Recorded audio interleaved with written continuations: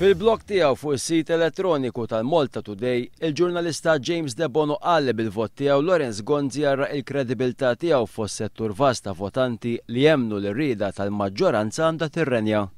Il-ġurnalista James De Bono f'artiklu bl-isem ta' Gonzi's Harakiri qal bil-vot tiegħu Lorenz Gonzi kompla jifret il-partit.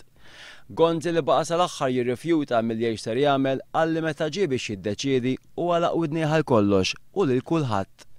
Nistedidhom jagħmlu bħalma miltijin f'dawn il-ġranet. Bil-kalma, bis-serenità, billi nagħlaq widnejja għal pressjonijiet ġejjin minn kullu mkien.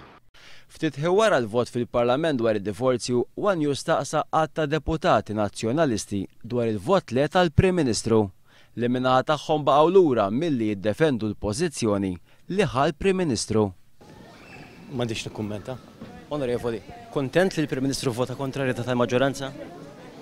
Saqsi lilu. Naħseb il-vot ittieħed issa u għandna nkomplu kif sejrin.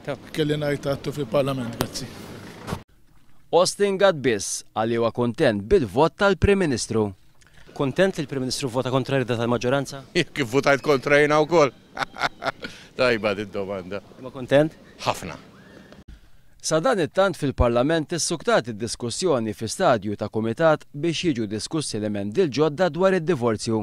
Fl-ewwel laqgħa tlaq ftehim fuq il-klawsola li tiddefinixxi l-mod kif mara jew raġel jistgħu japplikaw għad-divorzju.